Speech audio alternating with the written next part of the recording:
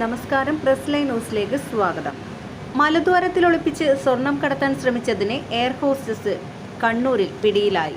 ഇന്ത്യയിൽ ആദ്യമായാണ് മലദ്വാരത്തിൽ ഒളിപ്പിച്ച് സ്വർണം കടത്തിയതിന് ഒരു എയർ ഹോസ്റ്റസ് പിടിയിലാകുന്നത്. 4 ക്യാപ്സ്യൂളുകളാക്കി 960 ഗ്രാം സ്വർണമാണ് യുവതി മലദ്വാരത്തിൽ ഒളിപ്പിച്ചിരുന്നത്. കൊൽക്കത്ത സ്വദേശിയായ സുരഭി ഖാത്തൂണാണ് ചൊവ്വാഴ്ച കണ്ണൂർ അന്താരാഷ്ട്ര വിമാനത്താവളത്തിൽ റവന്യൂ ഇന്റലിജൻസ് ഡയറക്ടറേറ്റിന്റെ പിടിയിലായത്. മസ്കറ്റിൽ നിന്ന് എയർ ഇന്ത്യ എക്സ്പ്രസ് വിമാനത്തിലാണ് സുരഭി കണ്ണൂരിലെത്തിയത്. ഇവരുടെ പക്കൽ നിന്നും കണ്ടെടുത്ത സ്വർണത്തിന് 60 ലക്ഷം രൂപ വില വരുമെന്നാണ് റിപ്പോർട്ട്. മുൻപ് പലതവണ ഇവർ സ്വർണം കടത്തിയതായാണ് ഇതുവരെ ലഭിച്ച തെളിവുകൾ സൂചിപ്പിക്കുന്നത്. പ്രാഥമിക ചോദ്യം ചെയ്യലിന് ശേഷം ഇവരെ മജിസ്ട്രേറ്റ് മുന്നിൽ ഹാജരാക്കി.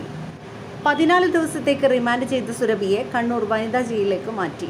സംഭവത്തിൽ വിശദമായ അന്വേഷണം ആരംഭിച്ചതായി DRI വൃത്തങ്ങൾ അറിയിച്ചു.